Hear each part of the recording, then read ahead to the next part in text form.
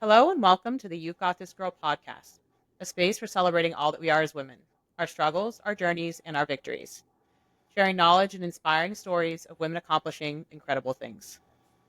I'm your host, Marilyn Brown, and my guest today is Sarah Hips. Sarah is passionate about finding ways to show up for others, having overcome depression, anxiety, and addiction.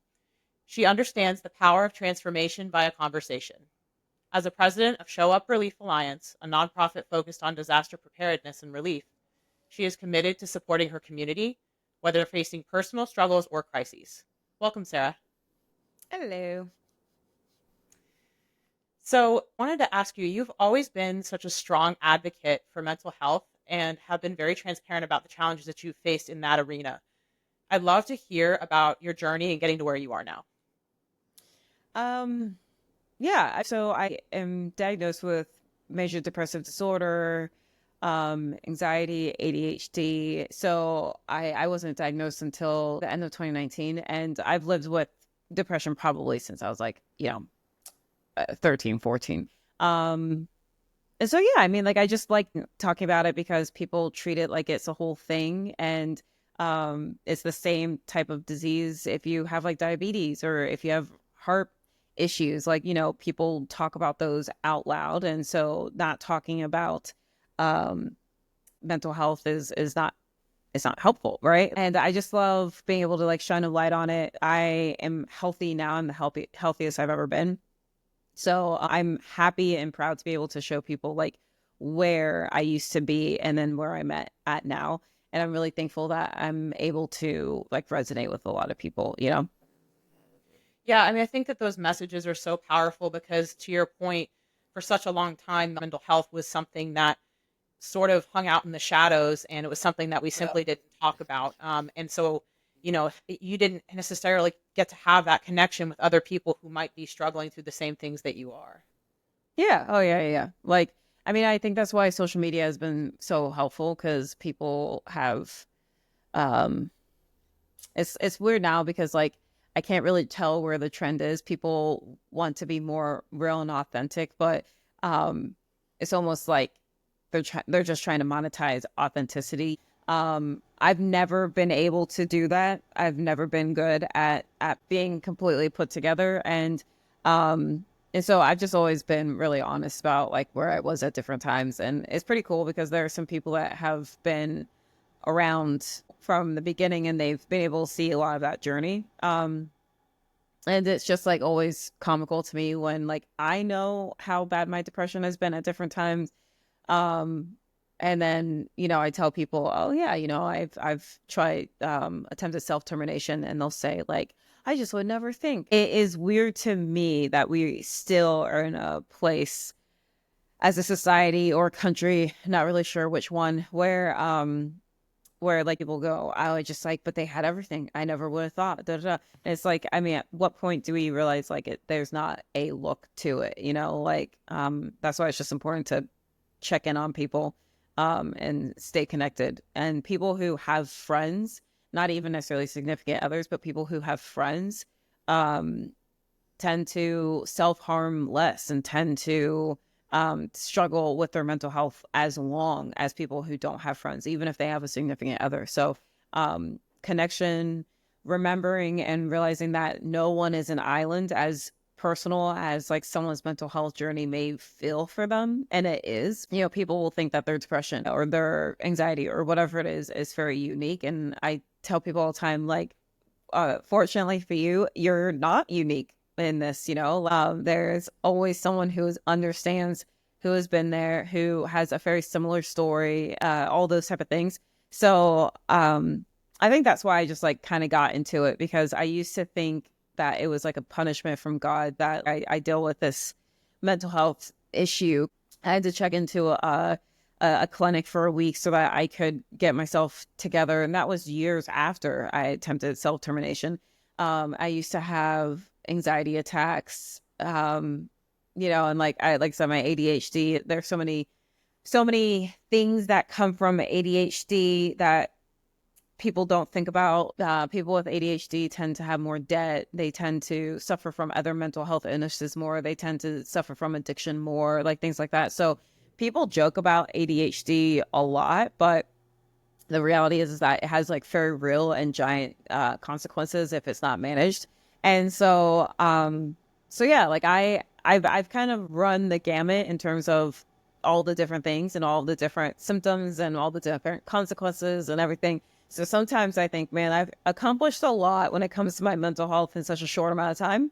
It feels like a long time, but I think that is a blessing. You know, like I said, I used to think, man, this must be a punishment. And then I realized like God doesn't really punish like that. So maybe it's just not even about me. And so yeah, it's like a really big blessing anytime that if someone is like, oh well, I like deal with like depression. I'm like, oh yeah, me too.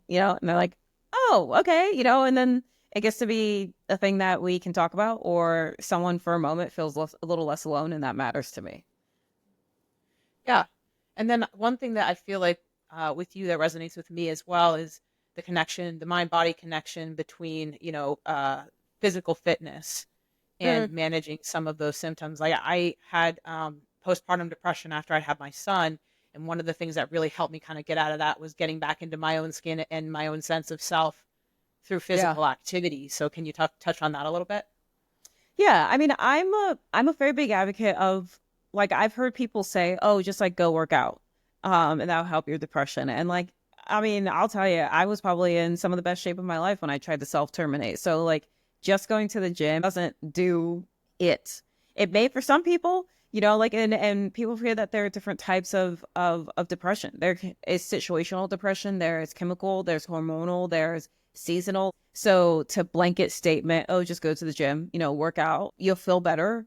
I think that for some people that can feel like that can be pile on even more because they will go to the gym, they'll be consistent, and then like nothing changes, right? Um, and so for me specifically, I've been lifting since I was 16 years old, and it did not cure my mental health. But the thing that I use the gym for is a routine. So I'm even dealing with that right now because like having just gotten shoulder surgery, I had to actively remind myself that like my mental health is going to take a hit right now. Um, and I can just control how big of a hit, but it will take a hit because I'm out of my routine. I'm out of my structure. I'm out of the things that I have adapted to help with it. So fitness for me is again a routine. 100%. It's good for each of my things, my anxiety, my depression, my ADHD. People with ADHD tend to do way better with routines, but the way that like my depression is set up is like I just need to like one foot in front of the other a lot. So I use it for a routine, and then it's a form of I need to take care of myself. I'm doing this thing. So I have control over this one thing. So no matter really what happens in the rest of the day, I at least did the thing that is about showing up for myself, and like I committed to myself. And then the other way I use fitness is that is a time, 45 minutes, 1 hour, where I get to actually use my ADHD in a way that feels actually peaceful and calm. So, throughout the day, I'm thinking about 8,000 things all the time, constantly. But when I'm at the gym, I get to kind of like hyper focus it and shut everything else out. And every time I'm doing a rep, I'm thinking through each part of my body, each muscle, everything I'm supposed to be doing in that rep, which takes a lot of focus, and it's just that like 60 minutes of this is just me with myself, getting to know myself, getting to hear myself, getting to be really in tune with myself, which tumbles into confidence in myself.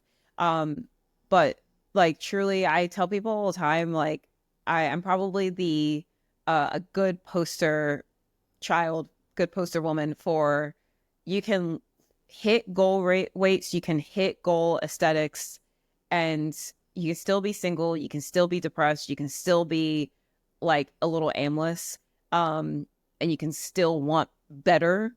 And so I never encourage people to get in the gym to like just to look a certain way. Um, because it looking a certain way didn't cure any of my problems. Like quite literally, not one problem was bettered because I looked a certain way. It's funny because being in this situation now where I can't go lift and work out the way that I choose to, I'm talking to my friend and I was just like, man, I can feel myself being more down, and I have to remind myself, because I've been away from that really, really deep depression for a minute now, that, oh yeah, it's my mental health, and it's because my routine is off. It's because I can't like take care of myself the way that I've gotten used to.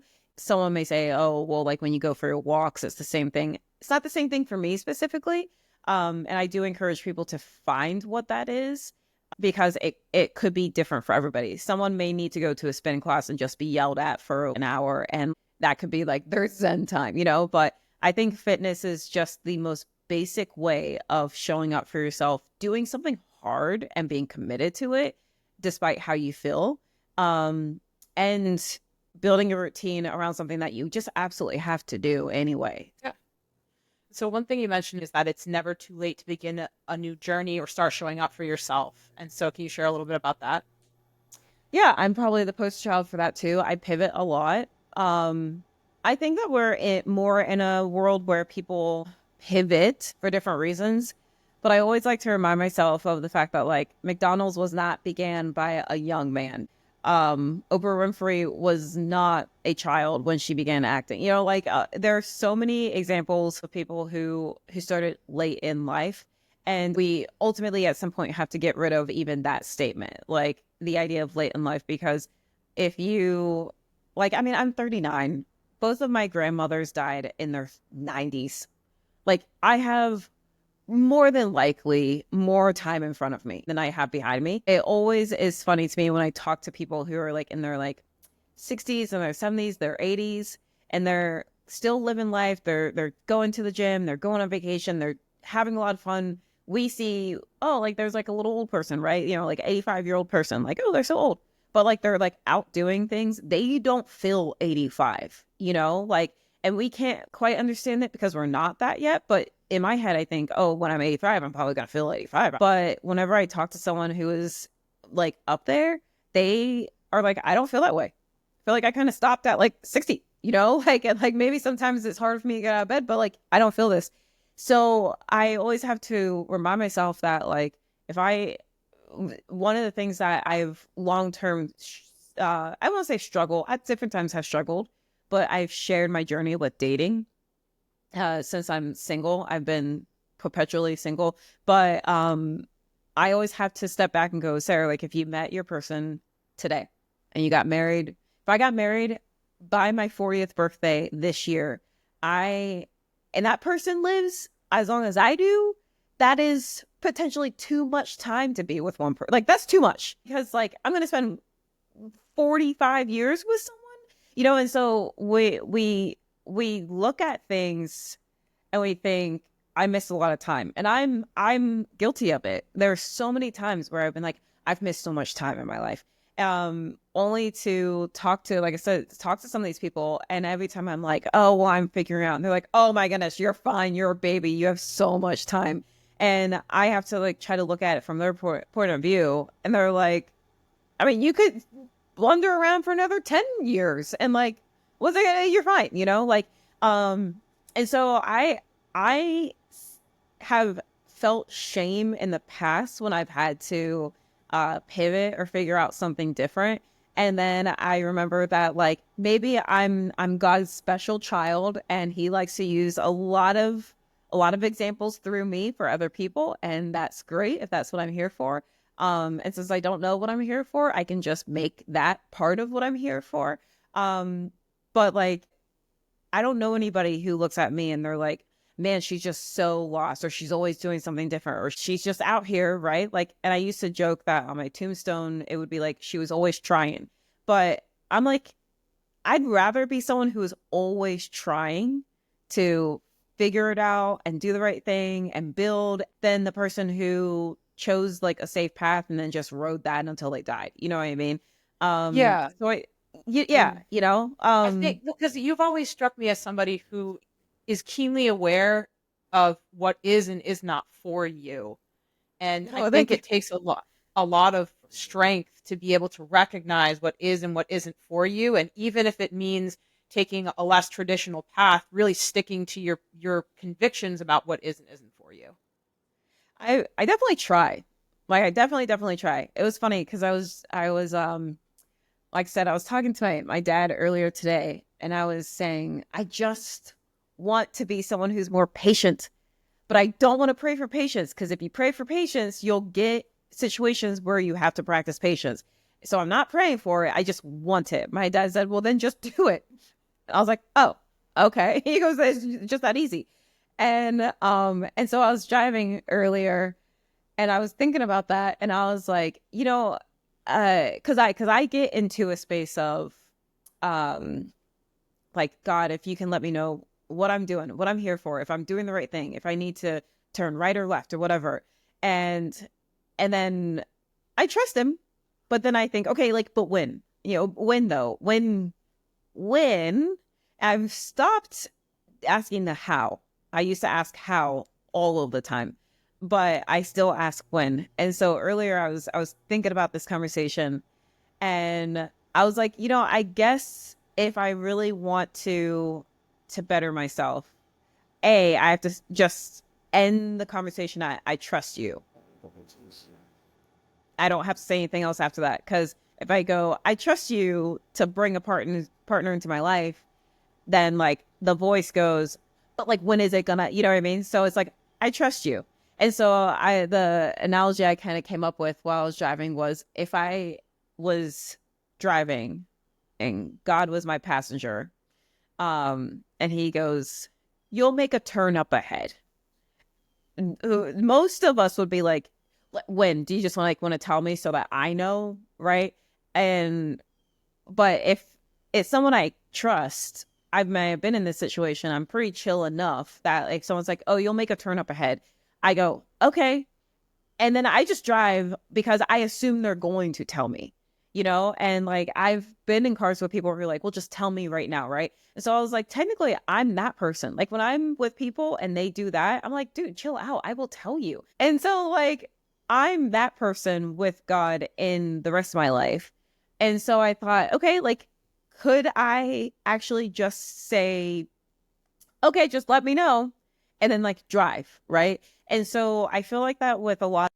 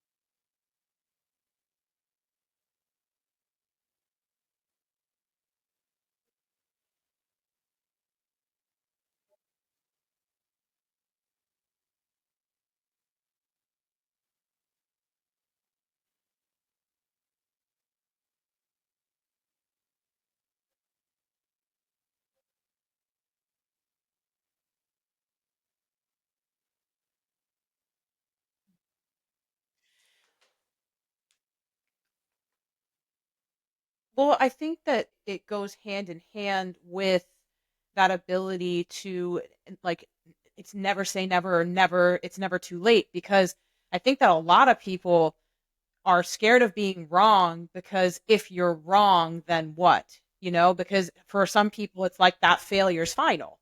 And so I feel like in order to have that self-awareness to be able to say, no, maybe I messed up here, maybe this isn't where I need to be, you also need to have that confidence to be able to, at the end of that experience, say, okay, that wasn't it. Now what?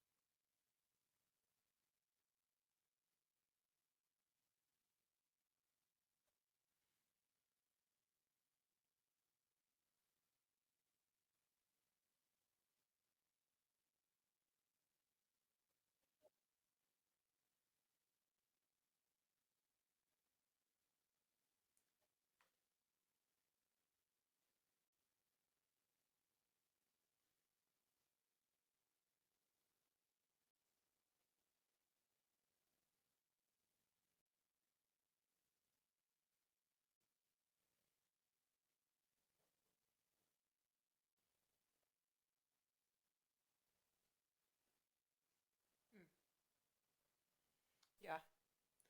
You touched on the project that you're working on right now with the Relief Alliance. And I was wondering if you could share real quick about the your experience in the wake of the hurricane and what led you down that current pursuit.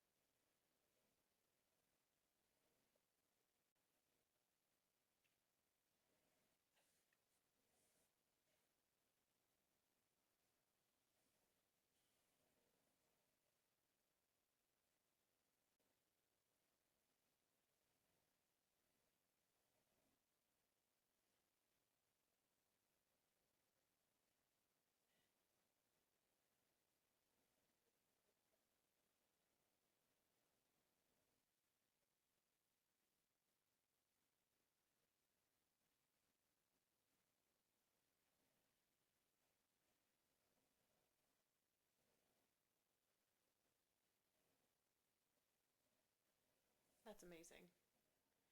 Well, I wish you all of the luck and prosperity in the world with this new endeavor. And I wanted to thank you so much for chatting with me today and joining me on the podcast.